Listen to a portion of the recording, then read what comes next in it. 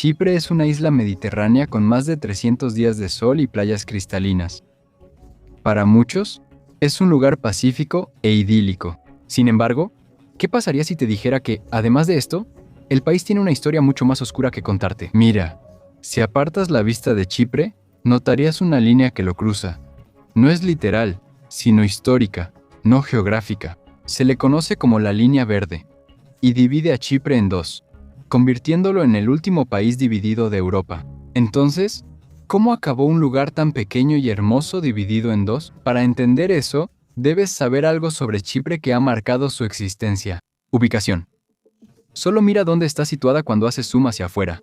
Está justo en la encrucijada entre Europa, Medio Oriente y el norte de África. Para cualquier imperio que buscara dominar el comercio mediterráneo, mostrar poder militar o defenderse de rivales, Chipre era clave. Durante casi toda su historia, Chipre no se perteneció, sino a quien dominara el Mediterráneo oriental. Había una población nativa y posiblemente un reino llamado Alashia en la Edad del Bronce Media y Tardía. Después ocurrió lo que dio forma permanente a la isla. Colonos griegos llegaron hace unos 3200 años, fundaron ciudades-estado en la isla y, en los siglos siguientes, la cultura griega sustituyó a la chipriota nativa hacia el año 1000 a.C. Chipre era culturalmente griega, y seguiría siéndolo a través de todo lo que vino después. Los imperios van y vienen, por eso Chipre cambió de dueño varias veces, desde los asirios hasta los egipcios y venecianos. Varios reinos la absorbieron en algún momento. Durante más de 1500 años desde la época de Alejandro Magno hasta los bizantinos, Chipre fue gobernada por imperios de habla griega. El cambio de influencia real empezó en 1571, cuando el Imperio Otomano conquistó la isla a Venecia.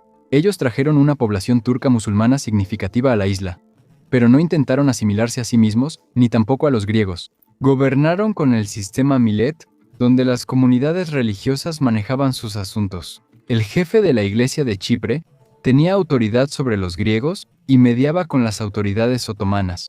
Los grecochipriotas ortodoxos y los turcochipriotas musulmanes tenían escuelas, tribunales y líderes propios. Por más de 300 años ambas comunidades vivieron juntas en la isla. Compartían pueblos y comerciaban, pero no se mezclaron.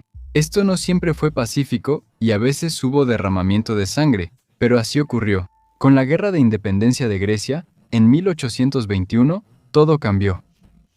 Algunos chipriotas griegos lucharon junto a los griegos del continente. Los otomanos ejecutaron a 486 personas prominentes, incluido el arzobispo. Buscaban evitar ideas de unión con Grecia, pero terminaron fomentándolas. A principios del siglo XX, la enosis, la ideología de la unión con Grecia, se había convertido en el sueño político dominante entre los grecochipriotas. La situación cambió drásticamente cuando, después de la guerra ruso-turca, Chipre fue arrendado al Imperio Británico, que lo administró desde 1878. Los británicos buscaban una base estratégica en el Mediterráneo oriental para proteger rutas comerciales por el Canal de Suez y frenar la expansión rusa.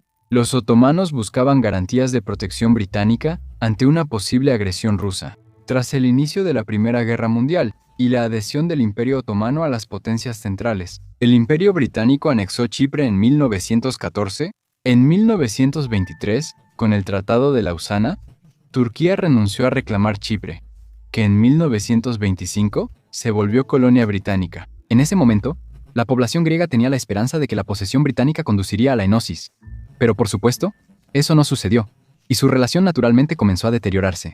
Inició en 1928, cuando los grecochipriotas rechazaron celebrar el 50 aniversario de la ocupación británica de Chipre y siguió evolucionando. Los británicos aprobaron reformas para limitar el nacionalismo griego en escuelas, aumentaron los impuestos y la controlaron más estrictamente que otras colonias como Malta o Egipto. Esto llevó a la revuelta de Chipre de 1931, cuando 5.000 grecochipriotas marcharon en Nicosia coreando consignas de enosis. Quemaron la casa del gobernador y quitaron las banderas británicas antes de que los británicos reprimieran a los manifestantes, arrestando a más de 2.600 y matando a 7. El gobierno británico prohibió los partidos y abolió el gobierno representativo, mientras el gobernador Ronald Storrs declaraba la ley marcial. Esto llevó a la formación de EOKA, Organización Nacional de Combatientes Chipriotas, en 1955 creada para unir la isla con Grecia, considerándolo un derecho natural. Después vino un periodo de 4 años llamado la Emergencia de Chipre, donde la EOKA realizó una insurgencia total contra el dominio británico, atacando estaciones de policía, infraestructura militar y funcionarios coloniales. Gran Bretaña desplegó miles de tropas en la isla, resultando en la muerte de 371 soldados británicos y más de 100 grecochipriotas. Al principio, los turcochipriotas apoyaban el dominio británico porque evitaba la enosis. Quedaron atrapados entre el fuego cruzado de EOKA y británicos, y adoptaron su propia postura. Como respuesta, hasta se formó una organización paramilitar turca de resistencia. Sin embargo, al darse cuenta de que la población turcochipriota representaba solo el 20% de los habitantes de la isla, lo que hacía inviable la anexión, la política nacional cambió para favorecer la partición. Esto se llamaba Taksim, en respuesta a la enosis, con la isla al borde de la guerra civil. Grecia y Turquía, conocidas como las patrias, comenzaron a debatir la cuestión de Chipre en diciembre de 1958. Lo que surgió fueron los acuerdos de Zúrich y Londres, donde, en lugar de la unificación con Grecia o la partición por Turquía, se volvió independiente. El 16 de agosto de 1960 nació la República de Chipre. En la recién creada Constitución, el poder político se dividió según líneas étnicas, con cargos gubernamentales y puestos públicos asignados por cuotas comunales fijas. A la minoría turcochipriota se le asignó el 30% del Parlamento y del servicio civil, y el vicepresidente obtuvo veto total sobre áreas clave como la defensa, la política exterior y la seguridad interna. Gran Bretaña también mantuvo la soberanía sobre 256 kilómetros cuadrados, formando las áreas de base soberana de Dekelia, al noreste de Lárnaca, y Akrotiri, al suroeste de Limassol, en acuerdos separados. Pero aquí está el asunto. Eso no es todo lo que hay en la historia. De hecho, esto apenas comienza, porque lo que vino después es lo que realmente nos dejó con la Chipre que vemos hoy. Déjame explicarte. Aunque se logró la independencia, ninguna parte la deseaba realmente. Fue más un compromiso que una verdadera unidad nacional. En ese momento, la isla tenía 573,000 habitantes, 77% griegos, 18% turcos y 5% otros. El liderazgo grecochipriota consideraba excesivos los derechos de los turcochipriotas según la Constitución. Diseñaron el Plan Akritis para reformar la Constitución en favor de los grecochipriotas, incluso usando violencia si los turcochipriotas protestaban. Todo culminó en la Navidad Sangrienta, cuando la noche del 20 de diciembre de 1963, la policía grecochipriota mató a 2 turcochipriotas. En cuestión de horas, la violencia se extendió por toda la ciudad. Autos llenos de grecochipriotas armados recorrían las calles de Nicosia y disparaban indiscriminadamente, y los turcochipriotas disparaban a los autos patrulla de la policía. La Navidad Sangrienta puso fin al acuerdo de poder en Chipre, dejando a la policía y al servicio civil como entidades grecochipriotas. Al final, murieron 364 turcochipriotas y 174 grecochipriotas. Unos 25,000 turcochipriotas de 104 aldeas dejaron sus hogares. El desplazamiento afectó a una cuarta parte de los turcochipriotas, que empezaron a vivir en enclaves.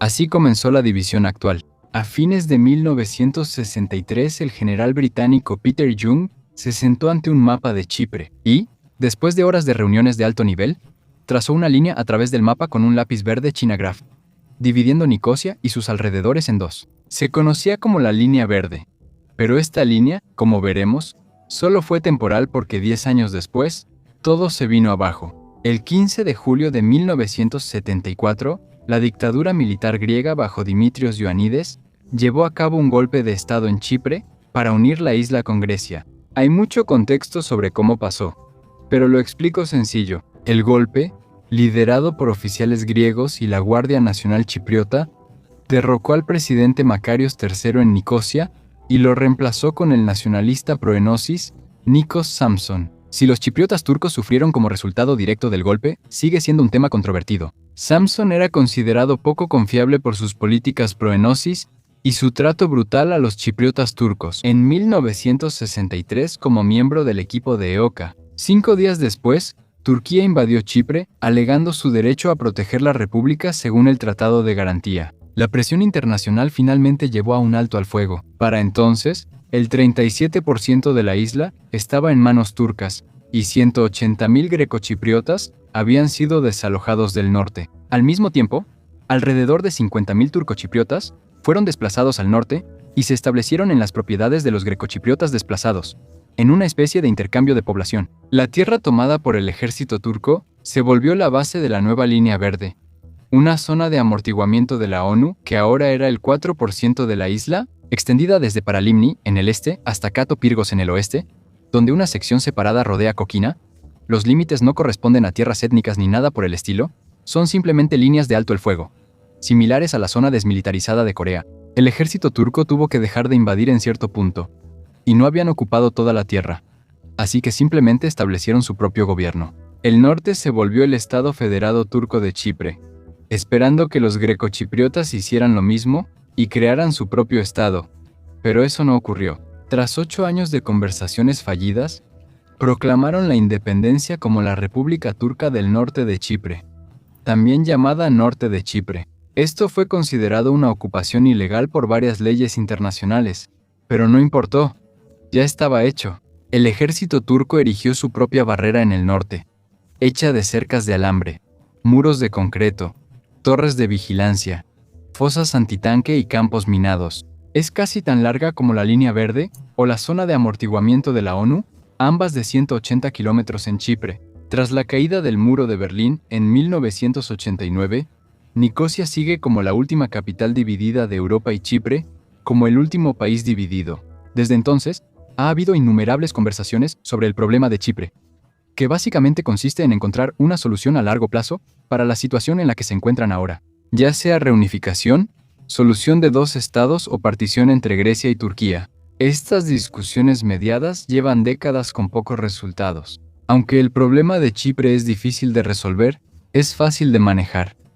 La violencia extremista casi no existe. Las muertes finales del conflicto fueron en 1996. Desde abril de 2003 ambos lados permiten cruces libres en la zona de amortiguamiento, terminando una prohibición de casi 30 años sobre el movimiento entre norte y sur. Los chipriotas turcos del norte vienen a trabajar al sur, que es más rico, o a comprar marcas que no están dispuestas a hacer negocios en el norte no reconocido, mientras que los chipriotas griegos del sur van al norte en busca de comida económica, gasolina e incluso atención médica. Ha generado una dinámica interesante. Ir del sur al norte en Nicosia es como entrar a otro país. Y no solo por los 2 controles de pasaporte. La gente suele decir que el norte parece como si se hubiera quedado congelado en el tiempo desde los años 70, ya que Turquía es el único país que lo reconoce. En el lado grecochipriota, la calle Ledra es una avenida comercial con HMS, Starbucks y McDonald's. En contraste, la calle del norte tiene ambiente de bazar, con puestos, tiendas informales y restaurantes que animan la actividad. Así es la extraña realidad de Chipre. La isla no está en guerra ni unida. La violencia cesó, los cruces abrieron y la vida sigue, pero la línea permanece. Quizá aprendieron a manejar la división, pero falta ver si podrán terminarla.